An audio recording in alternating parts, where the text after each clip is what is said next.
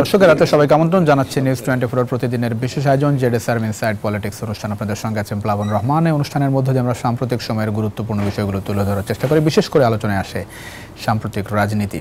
আজকে আমাদের আলোচনার বিষয় রাষ্ট্রের চরিত্র কি পাল্টাবে, এই বিষয় নিয়ে কথা বলতে স্টুডিওতে আছেন গুরুত্বপূর্ণ দুজন অতিথি। শুরুতে দর্শক আপনাদের পরিচয় করে দিয়ে আছেন advocate Joynul Abedin, vice chairman BNP ও সাবেক সভাপতি সুপ্রিম কোর্ট আইনজীবী সমিতি। আমার ডান দিকে আছেন, একেবারে ডান দিকে আছেন অ্যাডভোকেট সুব্রত চৌধুরী, সাধারণ সম্পাদক গণফোরাম।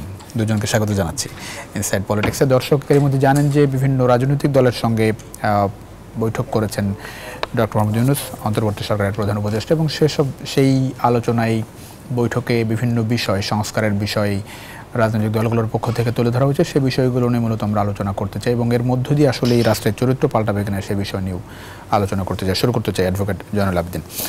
এই সরকারের কাছে আসলে অনেক প্রত্যাশা মানুষের, সেই জায়গাটাই বিভিন্ন বিষয় সামনে আসছে, এত দাবি সামনে আসছে, সেটি কতটা পূরণ করতে পারবে সেটি একটি বড় চ্যালেঞ্জ সরকারের জন্য।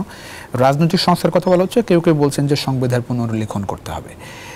সংস্কার শুরু হবে কবে, আদৌ সংস্কার শুরু হয়েছে কিনা, কোনো কিছু আজ করতে পারছেন? সরকারের মেয়াদ তো আসলে 1 মাসও হয়নি এখনো।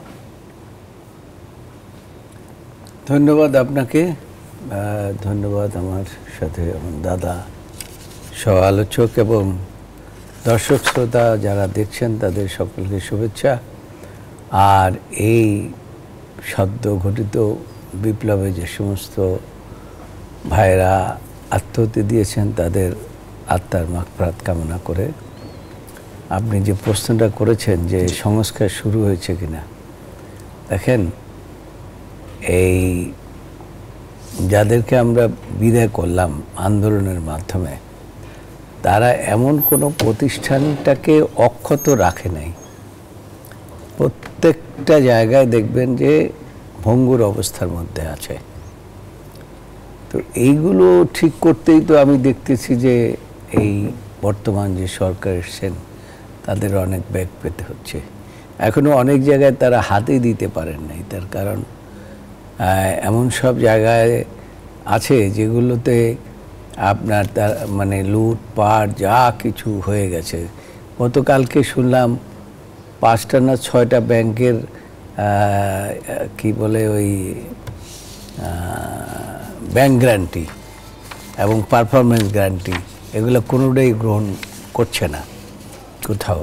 সুতরাং এইসব জিনিসগুলোই তো এখনও ঠিক হয় নাই। তো সুতরাং বাকি যে রাজনৈতিক যে সংস্কার যেগুলো আছে দেশের জন্য এবং দেশের ভবিষ্যতের জন্য, সেইটা এরা কখন হাত দেবে সেটা হলো বড় কথা। আপনাদের চাওয়া কি, মানে এই কাজগুলো আগে করবে তারপরে রাজনৈতিক সংস্কার, নির্বাচন সংস্কার? না, আগে তো আপনার ভাঙা জিনিসকে কিছুটা হলেও অন্তত জোড়া লাগাতে হবে।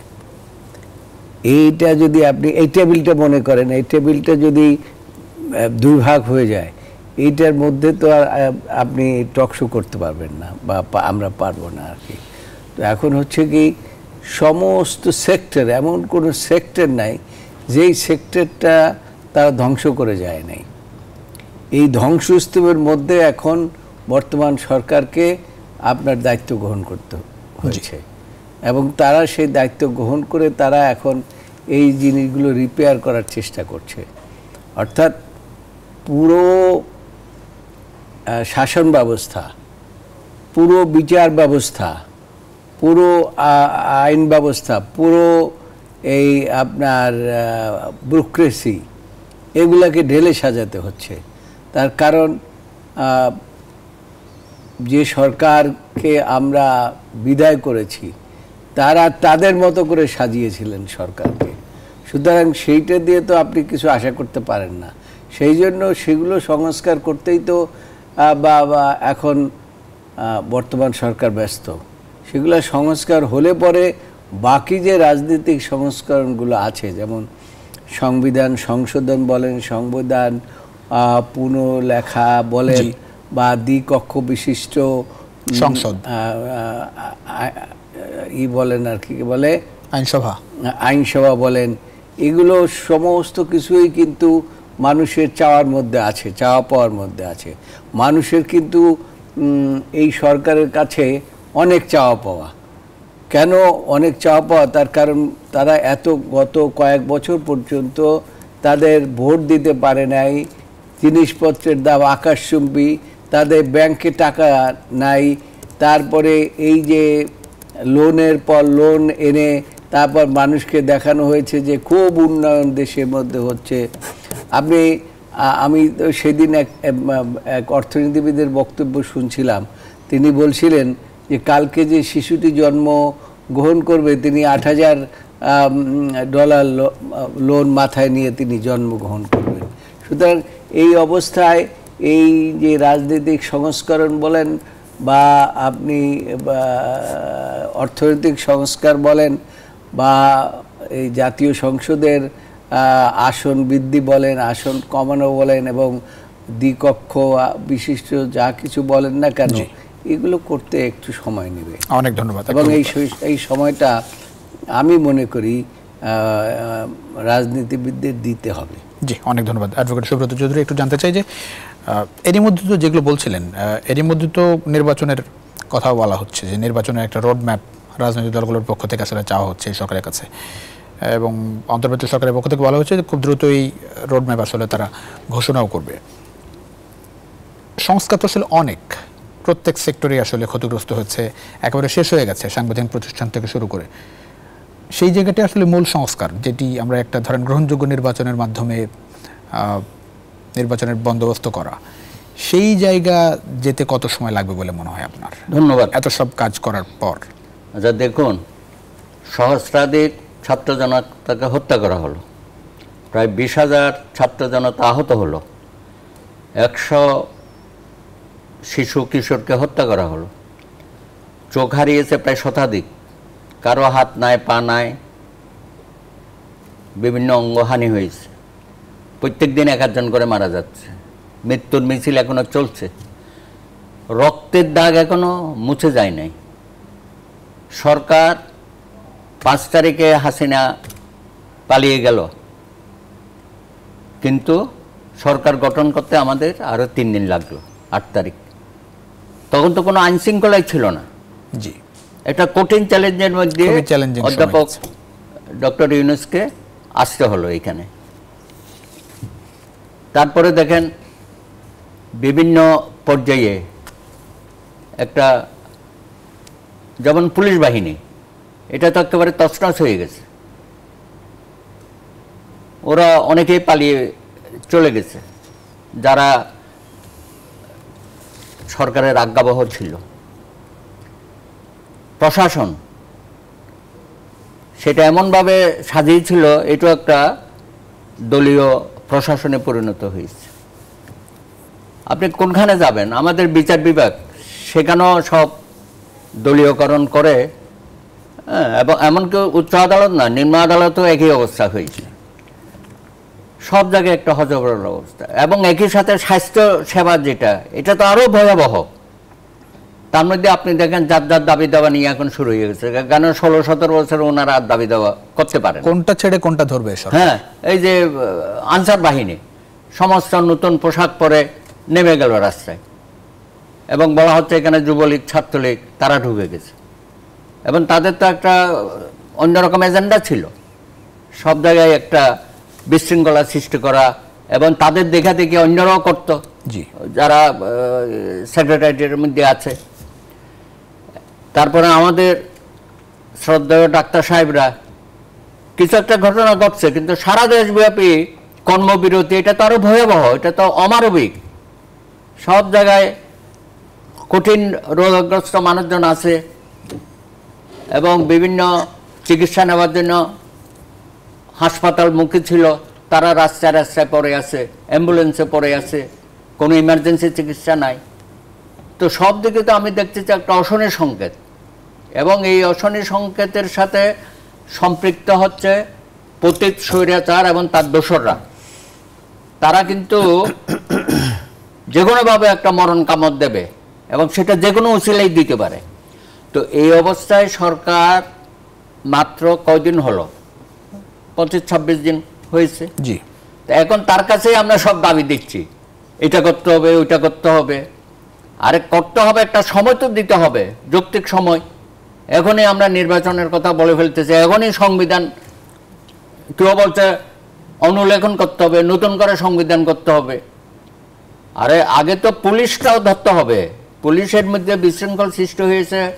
আমি তো শুনলাম প্রায় 12,000-এর মতো পুলিশ সদস্য এখনো আসে নাই। হ্যাঁ, এবং তারা যে অন্যায় অবিচার করেছে এবং যে হত্যাকাণ্ড তারা করেছে, আজকে পুলিশ শব্দ শুনলে মানুষের মধ্যে একটা ঘৃণা। হ্যাঁ, আমি তো প্রস্তাব করবো যে এই পুলিশের অন্য কোনো নাম দিয়ে বাংলাদেশে চালু করা যায় কিনা, কারণ এই পুলিশ ড্রেস, তাদের এই ড্রেস দেখলেও মানুষ কাঁপে। উপরে হেলিকপ্টার যখন যায় তখনও মানুষ কাঁপে, যে না বুঝে আবার গোলাগুলি শুরু হয়ে গেল। সুতরাং একটা অস্থির, আপনি যানজট দেখছেন না, এখানেও তো যানজটে এই যে সমস্ত রিক্সা, তারপরে ইঞ্জিন চালিত রিক্সা, আপনি কোনোদিন দেখেছেন এত ইঞ্জিন চালিত, হাজার হাজার ইঞ্জিন চালিত রিক্সা? এখানে যারা বাস মালিকরা ছিল তারাও তো একটা অরাজক পরিস্থিতি সৃষ্টি করতেছে, এবং একসাথে নাকি সব বাস ছেড়ে দিচ্ছে। আগে তো একটা 5-10 মিনিট পর পর ছাড়তো। সুতরাং পুরা পরিবহন সেক্টরে তো তারাই আছে, সমস্ত সিন্ডিকেটরা। তো এখন প্রত্যেকটা সেক্টরে যদি এরকম একটা অরাজক পরিস্থিতি সৃষ্টি করে, সেগুলোর দিকে মন দেবে না আমাদের দাবি দাবা নিয়ে, রাজনৈতিক দলের দাবি দাবা নিয়ে সরকারকে আমরা ব্যতিব্যস্ত করবো, আমরা সাজেশন দিতে পারি এগুলো করা উচিত। আমি জানতে চাই সেটা হচ্ছে, ধরেন এরকম একটা পরিস্থিতি তৈরি হবে, এটাই তো জেনে শুনে এই সরকার দায়িত্ব নিয়েছে। তা তো বটে, এরকম একটা সরকারের পতন প্রত্যেক জায়গায় তো তারা আছে। তো সেই জায়গাটাই যে সময়টা গেল, এই সময়ে পরিস্থিতি কতটা সামাল দিতে পারছে সরকার, কতটা প্রত্যাশা আপনার পূরণ করছে? অনেক সামাল দেওয়া হয়েছে, সামনে আরো দেবে। তারা তো এখনো যার যার অবস্থানে বসতেও পারে নাই, তারপরে এতগুলো মন্ত্রণালয়, এর মধ্যে কিছু আবার হয়তো ভাগটাগ করে দিয়েছে, সামনে হয়তো আরো দেবে। এবং আমি মনে করি যারা দায়িত্ব নিয়েছে তার সকলেই উপযুক্ত মানুষ, অনেক মেধাবী মানুষ, এবং ডক্টর ইউনূসের নেতৃত্বে অনেক কিছুই তারা করতে পারবে। আমাদের একটু ধৈর্য ধরতে হবে। নির্বাচনও হবে, হ্যাঁ, নির্বাচনের আগে তো নির্বাচন কমিশনটাকে সংস্কার করতে হবে, এবং 2014, 2018, 2024-এ যা করে গেছে, এবং এখনো এই সরকারের আজ্ঞাবহ লোকজন নির্বাচন কমিশনে বসে আছে, একইভাবে দুর্নীতি দমন কমিশনে বসা আছে, পাবলিক সার্ভিস কমিশনে বসা আছে, মানবাধিকার কমিশনে বসা আছে, পিএসসিতে বসা আছে। তো সব জায়গায় তো সে স্বৈরাচার, প্রতি স্বৈরাচারের লোকজন বসানো হয়েছে, এগুলো তো হাত দিতে হবে। আপনি দেখেন এখনো পর্যন্ত আমরা ওই অন্যান্য যে সংস্থাগুলো আছে, শিশু একাডেমি, তারপরে আপনার এই আরো কি কি দেখলাম, বাংলা একাডেমি, তারপরে লাকি সাহেব ছিল কোথায় যেন, সেটাও তো একটা ধ্বংস করে দিয়ে গেছে, শিল্পকলা একাডেমি। হ্যাঁ, এমন কোন প্রতিষ্ঠান নাই যেগুলো, আপনি ইউনিভার্সিটিগুলো দেখেন, যে সমস্ত ভিসিগুলো নিয়োগ পেয়েছিল, উপাচার্য থেকে শুরু করে আপনার রেজিস্ট্রার থেকে শুরু করে সবাই এত আজ্ঞাবহ ছিল, এদের কোনো তো উপযুক্ততা ছিল না, যেহেতু তারা দলীয় দলদাস, তাদেরকে দেওয়া হয়েছিল। এবং এই কারণেই আপনি দেখবেন আজকে আমাদের শিক্ষা ব্যবস্থাকে, আমাদের এই যে নুরুল ইসলাম নাহিদ বলেন, দীপু মনি বলেন, সর্বশেষ নওফল বলেন, তারা যে পর্যায়ে নিয়ে গেছে, এখান থেকে বেরোতে গেলে আমরা এখনো ভিসি পাচ্ছি না, খুঁজে পাচ্ছি না। একটু মেধা সম্পন্ন, যার সুনাম আছে, হ্যাঁ, যাদের ছাত্রদের প্রতি শ্রদ্ধা, অতীতে আমরা যেটা দেখেছিলাম সেই ধরনের উপাচার্যতা আমরা খুঁজে পাচ্ছি না, একটু সময় তো লাগবে। সুতরাং আমার মনে হয় আমরা দাবি দেব, প্রস্তাব দেব, সরকারও চাচ্ছে দল থেকে এগুলো করে তারপর রোডম্যাপটা দেবে। এখনই যদি একটা রোডম্যাপ দিতে, একটা বিশৃঙ্খল অবস্থা, কোনোটাই সম্ভব হবে না, একটা হযবরল অবস্থা হবে। অনেক ধন্যবাদ। আমরা ছোট্ট একটা বিএনপি সহ অন্যান্য রাজনৈতিক দল সকলেই বলেছে আমরা সময় দেব, আমরা এই সরকারের কাছ থেকে একটা সুষ্ঠু, নিরপেক্ষ, গ্রহণযোগ্য নির্বাচন চাই। সেটার জন্য এই সরকার যতটুকু সময় প্রয়োজন হবে আমরা সবাই, এই ব্যাপারে আমাদের ঐক্যমত আছে। আমরা আশা করি যে এই সিচুয়েশনগুলো আসলে খুব বিচক্ষণভাবে সামাল দেবে সরকার। একটা ছোট্ট বিরতি নিয়ে ফিরছি। আমরা আসলে কতটা ধৈর্য ধরছি, সমসাময়িক পরিস্থিতি সামাল দেওয়ার দিকে নজর আসলে কতটা, সে বিষয়ে আলোচনা করবো। একটা ছোট্ট বিরতি নিয়ে ফিরছি। দর্শক, ছোট্ট একটা বিরতির সময় হচ্ছে ইনসাইড পলিটিক্সে ফিরছি কিছুক্ষণের মধ্যেই, আশা করি সঙ্গে পাচ্ছি আপনাদের বিরতির পর। দর্শক, আবারও স্বাগত জানাচ্ছি ইনসাইড পলিটিক্সের সঙ্গে আছে প্লাবন রহমান। আমরা কথা বলছিলাম রাষ্ট্রের চরিত্র আসলে পাল্টাবে কিনা সামনের দিনে। আমাদের সঙ্গে আছেন অ্যাডভোকেট জয়নুল আবেদিন, আছেন অ্যাডভোকেট সুব্রত চৌধুরী। আসতে চাই অ্যাডভোকেট জয়নুল আবেদিন, রাষ্ট্রের চরিত্র আসলে কীভাবে পাল্টাবে? আমরা দেখি যে ধরেন ভোটটাকে একেবারেই শেষ করে দেওয়া হয়েছে। মানুষের ভোটাধিকার গত 15 বছর একেবারেই ছিল না। 15 সেই বছর জায়গাটাই না, সেই ভোটাধিকার কিভাবে ফিরে আসবে। এবং আরেকটা বিষয় একটু যদি আপনার কাছ থেকে জানতে চাই যে যারা নির্বাচিত হন তারা একটা ক্ষমতার মুহূর্ত আছেই, সাথে অর্থবিত্তের মানে মানে এটা হচ্ছে অকল্পনীয় অর্থবিত্তের মালিক হয়ে যান। এইটিকে আসলে কিভাবে রোধ করা সম্ভব? প্রথম কথাটা হচ্ছে, দেখুন, এটা আপনি বলছেন 15 বছরের আমি বলি যে 17 বছরের জঞ্জাল। এই 17 বছরের জঞ্জালকে সরাতে হলে এবং এটা একটা ভায়াবল অবস্থার মধ্যে আনতে হলে আপনাকে এই দেশের মানুষকে অনেক পরিশ্রম করতে হবে, অনেক খেসারত দিতে হবে। অনেক খেসারত তো দিল, মানে এই যে আরও খেসারত দিতে হবে শিক্ষার্থীদের হাত ধরে এত প্রাণ।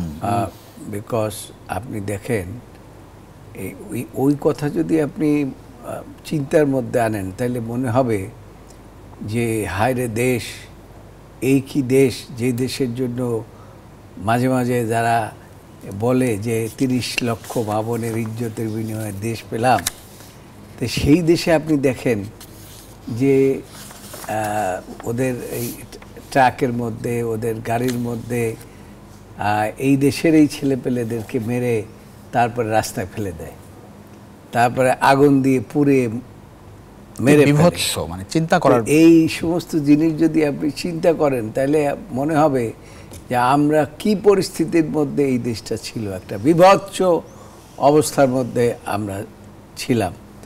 আপনি দেখেন যে এই যে দেশের পুরো ক্ষমতাটা কিন্তু একজনের হাতে ভোগ করত, একজন ব্যক্তি জি শাসন করত। এখন আপনি যে দেশে রাজতন্ত্র আছে সেই যে রাজারাও কিন্তু এইভাবে শাসন ভোগ করে না, তারাও মানে কিছুটা ডিসেন্ট্রালাইজ করে প্রধানমন্ত্রী করেন এবং তাদেরকে তাদের দায়িত্ব দেন এবং তারা দেশটাকে পরিচালনা করেন। এর মধ্যেই ক্ষমতার ভারসাম্য নিয়েও বিষয়টি সামনে আসছে। রাজা হইবেন, ঠিক আছে, ক্ষমতার ভারসাম্য কথা আমরা পরে আসতেছি। জি, এখন মূল কথাটা হচ্ছে যে এই সরকার তারা একটা এই ধ্বংসস্তূপের মধ্যেই কিন্তু তারা দায়িত্ব গ্রহণ করেছে এবং এখানে আমি তো মনে করি যে যারা দায়িত্ব গ্রহণ করেছে প্রত্যেকেই প্রিভিয়াস এই মানে প্রশাসন চালানো এবং দেশের অন্যান্য বিভিন্ন বিষয়ে তাদের অভিজ্ঞতা আছে। তো আমরা জনগণ, যারা সাধারণ জনগণ, আমরা মনে করি যে তাদের সেই অভিজ্ঞতা দিয়েই তারা এই যে ভঙ্গুর যে দেশের অবস্থা সেটাকে তারা একটা অবস্থার মধ্যে আনবে। তবে তারপরেও বিভিন্ন রাজনৈতিক দলের সাথে ইতিমধ্যে বোধহয় প্রধান উপদেষ্টার সাথে বিভিন্ন রাজনৈতিক দলের সাথে প্রধান উপদেষ্টা আলোচনা করেছে। তিনি সেখানে একটা রোড ম্যাপের কথাও, সেখানে অনেক রাজনৈতিক দল বলেছেন যে আমরা এইভাবে একটা রোড ম্যাপ চাই, সেটাও মাথায় আছে আমার মনে হয় আর কি। দেখুন যে আমি যে কথাটা বলতে চাচ্ছি সেটা হচ্ছে যে আপনার ক্ষমতা আছে বলে আপনি যা ইচ্ছা তা করবেন, জনগণের উপরে স্টিম রোলার চালাবেন, তাইলে তো আপনি শাসক বা আপনি দাবি করতে পারেন না যে আপনি একটা দেশের প্রধানমন্ত্রী বা প্রধান নিজেকে কি বলে এটা, এই ক্ষমতাটা তো ছিল নতুন না, মানে প্রধানমন্ত্রীর ক্ষমতা তো এরকমই ছিল। তো এইটা আপনি দাবি করতে পারবেন না যে আপনি খুব ভালো শাসক ছিলেন বা আপনি একটা ভালো কিছু ছিলেন। তো এখানে সবচেয়ে বড় জিনিসটা হলো এক ব্যক্তির মধ্যে এত প্রতিহিংসা ছিল। আপনি দেখেন প্রতিহিংসার কারণে সাবেক তিনবারের প্রধানমন্ত্রী বেগম খালেদা জিয়া, তাকে তিনি কথায় কথায় বলতেন যে তিনি এতিমের টাকা চুরি করেছেন এবং সেই জন্য কি আমরা বিচার বিভাগের দ্বারে দ্বারে আপনার ঘুরেছি যে অন্তত বেল পাওয়ার কথা বলি। আপনার এখানেই বোধহয় টক শোতে আমরা বোধহয় একবার বলেছিলাম যে বেগম খালেদা জিয়া তো অন্য চোর, ডাকাত, বদমাশ, খুনি বেল পায়, আর বেগম খালেদা জিয়া কিছু না করে তাকে আটকে রাখা হয়। শুধু আটকে রাখা না, সবচেয়ে বড় ইনহিউম্যান হচ্ছে যে আপনি চিকিৎসার জন্য তাকে বাইরে যাইতে দেবেন না, তাকে অর্থাৎ তাকে মেরে ফেলতে হবে আর কি। এরকম অবস্থার মধ্যে একটা দেশ ছিল। সেখান থেকে মানুষ অন্তত সময় কতদিন লাগবে বা কি লাগবে এটা আমি বলতে চাই না। আমি যেটা বলতে চাই যে মানুষ একটা হাফ ছেড়ে বেঁচেছে। জি, অনেক ধন্যবাদ। আমি একটু শেষ করে দিই।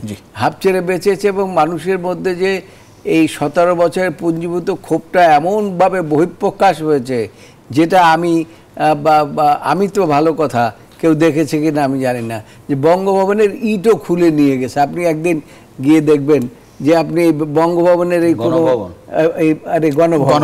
গণভবনের এই কোথাও ইট নাই। আমি রাস্তায় নেমেছিলাম, রাস্তায় নামার পরে দেখলাম যে ওই যে ভাগ ভাগ করিয়া, ওই যে ফ্রিজ আছে না, ভাগ ভাগ করে নিয়ে যাচ্ছে। হ্যাঁ, তারপরে মাংস মাথায় করে নিয়ে যাচ্ছে, মাছ নিয়ে যাচ্ছে। অথচ তিনি কিন্তু বলতেন যে আরে আমি ইলিশ মাছ খাইতে পারি না, আমি মাছ দিয়ে দুবেলা আমার ছেলেপেলেদেরকে আসলে ভাত খাওয়াতে পারি না, আর আমি নিজে তরকারি রান্না করি, ইত্যাদি ইত্যাদি বিভিন্ন কথাবার্তা আমরা শুনেছি। তো এই সমস্ত কথাবার্তা শুনে তারপরে আর এগুলা দেখার পরে এই দুইটা জিনিস যদি আপনি মিলান, একসাথে করেন, তাহলে আপনি বুঝতে পারবেন যে কতটা দুঃশাসক মানে কুশাসক জি এই দেশে ছিল। অনেক ধন্যবাদ। একটু অ্যাডভোকেট সুব্রত চৌধুরী, যে জায়গায় একটু ফোকাস করেছিলাম, মানে নির্বাচনের সংস্কার, রাজনৈতিক সংস্কার, এখন তো অনেক কাজ, সেই জায়গাটাই ফোকাসটা ঠিক আছে কিনা বলে মনে হয়? আমরা কি সমসাময়িক জায়গায় ফোকাস করছি, নাকি ওই যে রাজনৈতিক সংস্কার, নির্বাচনের সংস্কার? ঠিক আছে, একটা নির্বাচিত সরকারের হাতে আলটিমেটলি তো আমাদের সাংবিধানিকভাবে ক্ষমতা হস্তান্তর করতে হবে। তো সেই কাজটা করার আগে এই যে রাষ্ট্র ব্যবস্থাটা যে ধ্বংস করে দিয়েছে, আমি তো বলি যে একটা সোনার বাংলাকে শ্মশান করে দিয়েছে শেখ হাসিনা। তো সেটা তো রিপেয়ার করতে হবে। রিপেয়ার না করে আমি এখন যদি নির্বাচনে চলে যাই, এই যে সংস্কারের কথাটা আসছে, অবশ্যই সংস্কার দরকার হবে, যেটাকে আমরা বলছি রাষ্ট্রের সংস্কার। একেবারে স্পেসিফিক্যালি আমরা কি মানে নির্ধারণ করতে পেরেছি কি কি সংস্কার কেন পারবো না, কোন কোন জায়গায় কাজ করা দরকার? এর মধ্যে ডক্টর ইউনূস বলেছেন যে আমরা আসলে কোন কোন জায়গায় কাজ করে যেতে পারি, সেগুলো তো আমরা সাজেশন দিয়েছি। পুলিশের কথা বলেছি, তারপরে আপনার আমরা প্রশাসনের কথা বলেছি, হ্যাঁ, সংবিধানের কোন কোন জায়গায় সংস্কার করা প্রয়োজন, দরকার হলে একটা সাংবিধানিক কমিশন করা হোক, হ্যাঁ, তার এক্সপার্টদের ওপিনিয়ন নেওয়া হোক, সেসব বিষয়ে কাজ হচ্ছে বলে মনে হয়। হ্যাঁ, হচ্ছে। তারপরে ধরেন এই যে তত্ত্বাবধায়ক সরকারটা কুখ্যাত বাতিল করে দিল, খায়রুল হক, জি, সেটা তো রিভিউ হচ্ছে, আশা করি রিভিউতে এটা আমরা ফিরে পাবো। তারপরে সবচেয়ে যেটা ক্ষতি করে গেল শেখ হাসিনা, আমাদের সংবিধানের 15তম সংশোধনী, 15 সংশোধনী সব কিছুতে ওলটপালট করে দিল। আপনি 90 দিন আগে সংসদ ভেঙে দেওয়ার কথা, উনি এসে বললো যে না, সংসদ কন্টিনিউ করবে, মানে প্যারালাল, ইলেকশনের পরেও করবে, 600 এমপি, এগুলো একটা করলো। তারপরে দেখেন আপনি 7A 7B এমনভাবে পরিবর্তন করলো যে এখানে হাত দিলে আপনি একটা রাষ্ট্রদ্রোহী, হ্যাঁ, অপরাধ করে ফেলবেন।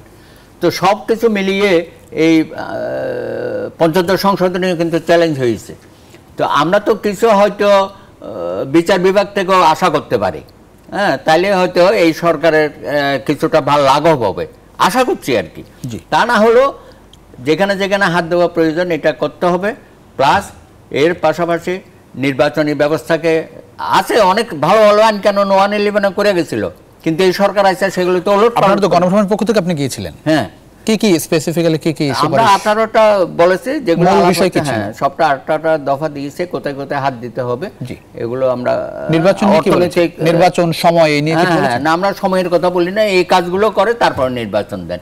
এবং সরকার, আমি যেটা বলছিলাম যে সরকার তো এখনো বেসিক জায়গায় হাতে দিতে পারে নাই, আইন শৃঙ্খলা পরিস্থিতি এটা একটু শান্ত করে তারপরে হয়তো তারা নিশ্চয়ই হাত দেবে। অনেক কাজ এই সরকারের, অনেক কাজ, হ্যান্ডসের খুব অভাব। এখন কত 17 জন না 18 জন নিয়েছে।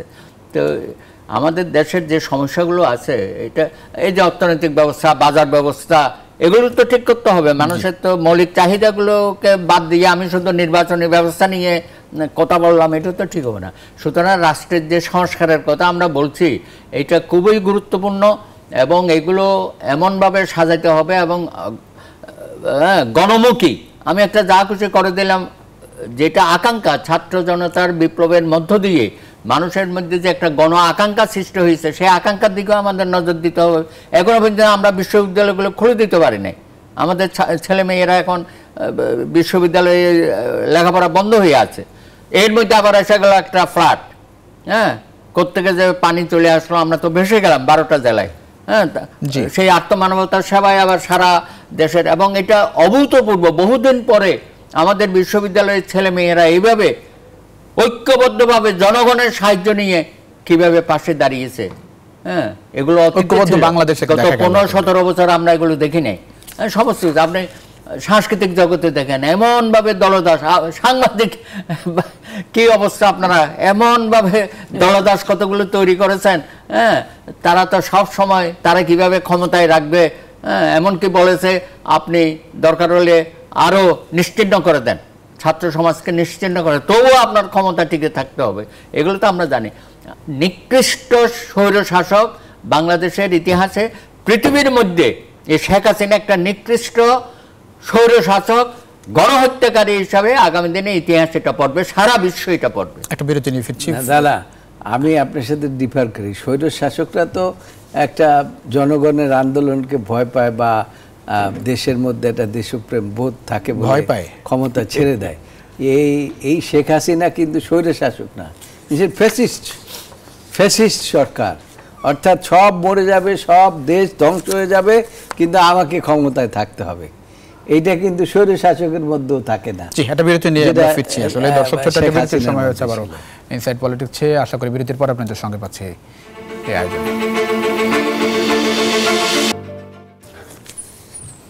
আবারও স্বাগত জেডে স্যার ইনসাইড পলিটিক্সের সঙ্গে আছেন প্লাবন রহমান। আমরা কথা বলছিলাম সামনের বাংলাদেশ নিয়ে, রাষ্ট্রের চরিত্র আসলে পাল্টাবে কিনা সে বিষয় নিয়ে। আসতে চাই অ্যাডভোকেট জয়নুল আবেদিন। অন্তর্বর্তী সরকারের ক্ষেত্রে কী ধরনের প্রত্যাশা আপনার, কোন কোন জায়গায় কাজ দেখতে চান? না দেখুন, অন্তর্বর্তী, আমি তো আগেই স্পেসিফিক জায়গায় একটু, অন্তর্বর্তী সরকারের কাছে প্রত্যাশা মানুষের অনেক বেশি। আর যারা রাজনৈতিক দল করি, আমাদের তো প্রত্যাশা আছেই। এবং আমাদের প্রত্যাশার মধ্যে ইতিমধ্যেই আপনি জানেন যে আমাদের দল, বাংলাদেশ জাতীয়তাবাদী দল, একটা গণতান্ত্রিক, উদার গণতান্ত্রিক দল। এই দলের ভারপ্রাপ্ত চেয়ারম্যান ইতিমধ্যেই বলেছেন যে এই সরকারকে কিছুদিন সময় দিতে হবে তাদের সংস্কারের জন্য। এবং তিনি আরও বলেছেন যে এই সংবিধানকে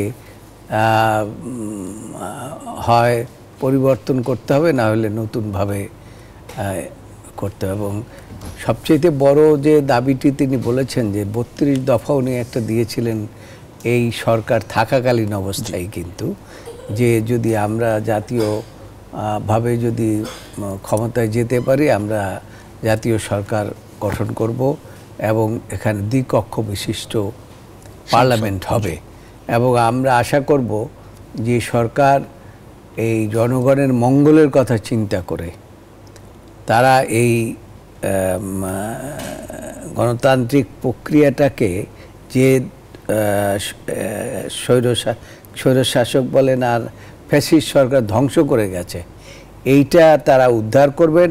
এবং জনগণ যাতে বিগত দিনে তাদের যা হারিয়েছে, পুরোটা তো তারা রিপেয়ার করতে পারবেন না, অন্তত এমন একটা পর্যায়ে এই সরকার তারা আনবেন এবং জনগণও তাদেরকে সহায়তা করে যাচ্ছেন যে সর্বক্ষেত্রে একটা সংস্কার আমরা আশা করি। বিশেষ করে বিচার বিভাগ হচ্ছে সংবিধানের কিন্তু একটা অন্যতম বিভাগ।